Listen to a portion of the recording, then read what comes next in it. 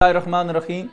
آج ہم بیان کریں گے کہ کیا یہ جو دنیا ہے یہ کافر اور بندہ مومن کے لیے برابر ہے کہ نہیں۔ تو حضور نبی کریم صلی اللہ علیہ وسلم کے فرامین، قرآن کریم کی جو تعلیمات ہیں اس کے مطابق یہ دنیا کی زندگی اور آخرت کی جو زندگی ہے یہ بندہ مومن اور کافر کے لیے یکساں اور برابر نہیں ہے۔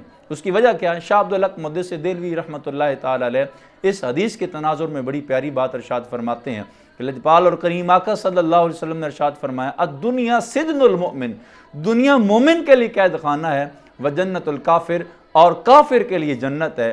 تو شاہ عبدالحق محدث دہلوی فرماتے ہیں اس کی وجہ کیا ہے؟ اس کی وجہ یہ ہے کہ چونکہ بندہ مومن کی زندگی کا مقصد اللہ کی ذات کا عرفان ہوتا ہے، اللہ کی بندگی مقصود ہوتا ہے، اللہ کی خوشنودی مقصود ہوتا ہے، اللہ کی رضا مقصود ہوتی ہے۔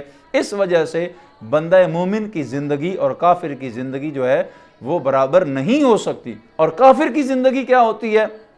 کافر دنیا کو ہی سب کچھ سمجھتا ہے، اور کافر چونکہ یہ نظریہ نہیں رکھتا کہ اس نے اللہ کی بارگاہ میں کل حاضر ہونا ہے اور جا کر اس نے حساب کتاب دینا ہے، اس وجہ سے دنیا کی زندگی کافر کی اور بندہ مومن کی برابر ہرگز نہیں ہو سکتی۔ اور یہ بات بھی یاد رہے کہ اگر کوئی جنت میں رہتا ہے تو جنت کے ساتھ اس کے دو تعلق ہوتے ہیں۔ اس طرح اگر کوئی قید خانہ کے اندر ہے تو قید خانہ کے اندر بھی اس کے دو تعلقات ہوتے ہیں۔ مثلا اگر کوئی بندہ قید خانہ کے اندر ہو تو اگر وہ عمر بھاری وہاں کیوں نہ گزار دے تو وہاں وہ کسی کا پابند ہوتا ہے، جس کی پابند سلاسل ہوتی ہے، جس کے قید خانہ میں ہوتا ہے اس کا وہ محتاط ہوتا ہے، اس کے حکم کے مطابق اس نے اٹھنا ہوتا ہے، اس کے حکم کے مطابق اس نے زندگی گزارنی ہوتی ہے۔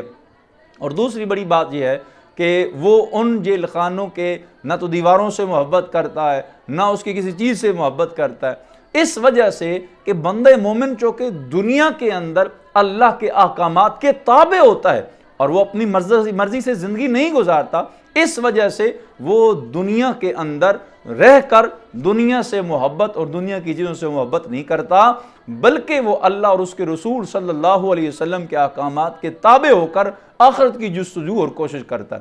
اور کافر کے لیے چونکہ یہ دنیا جنت قرار دی گئی ہے اور جنت کے اندر بندہ اپنی من مرضی سے زندگی گزارتا ہے، نہ اس کو حلال کی فکر ہوتی ہے، نہ حرام کی فکر ہوتی ہے، نہ دیگر احکامات کی پیروی کا کوئی معاملہ ہوتا ہے، اس وجہ سے۔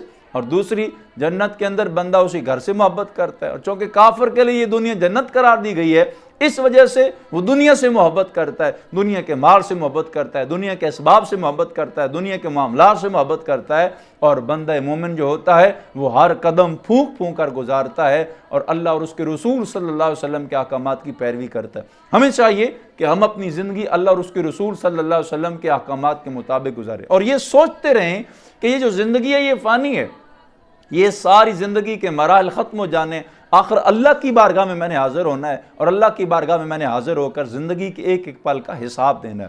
وہ شاہ عبدالحق محدث دہلوی رحمۃ اللہ تعالی علیہ اور بہت بڑے علماء جو ہیں یہ بڑی پیاری بات ارشاد فرما گئے، لیکن یہاں پہ میں امام فخر الدین رازی رحمۃ اللہ تعالی علیہ کی ایک بات ضرور یہاں پہ ذکر کروں گا۔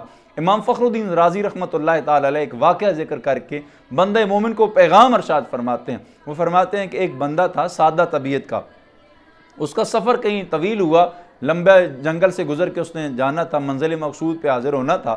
تو وہ جب جنگل سے گزر رہا تھا تو سادہ طبیعت کا بندہ تھا، اس کو ہیروں کا نہیں پتہ تھا، جواہرات کا نہیں پتہ تھا، دنیا کی جدت کا نہیں پتہ تھا، تو اس کو ہیروں کی ایک تھیلی ملی۔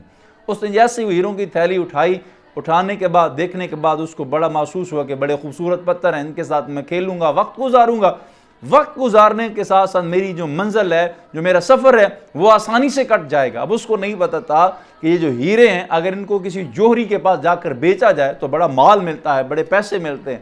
اب اس نے کیا کیا، سارے ہیرے وقتاً فوقتاً رستے میں کوئی کہیں پھینک دیا، کوئی ہیرا کہیں پھینک دیا، سارے ہیرے اس نے وہی رستے میں کھیلتے ہوئے وہ پھینک دیے۔ ایک ہیرا اس کی ہتھیلی کے اندر رہ گیا۔ جیسے ہی وہ منزل مقصود پہ پہنچا، بازار سے گزر رہا تھا، اس نے وہ ہیرا نکالا، ہیرا نکال کر جب اس نے دیکھا کسی جوہری نے دیکھ لیا، جوہری نے جا کر کہا ہیرا بیچتے ہو؟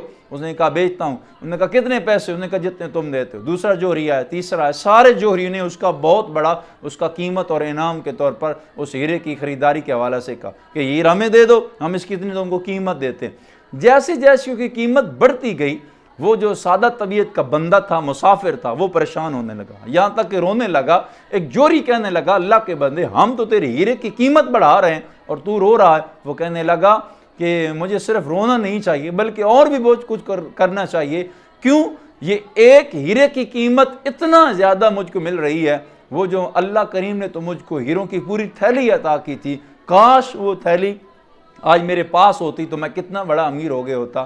امام فخر الدین رازی رحمۃ اللہ تعالی علیہ فرماتے ہیں یہ جو وقت ہے اسی کی قدر اور اسی کی قیمت جو ہے کل اللہ رب العزت جب میزان پہ عطا فرمائیں گے، نماز پڑھنے والے کو نماز کا انعام دیا جائے گا، زکوٰۃ ادا کرنے والے کو زکوٰۃ کا انعام دیا جائے گا، اسی طرح قرآن پڑھنے والے کو قرآن پڑھنے کا انعام دیا جائے گا، تہجد گزار کو تہجد کا، روزے دار کو روزے کا انعام دیا جائے گا۔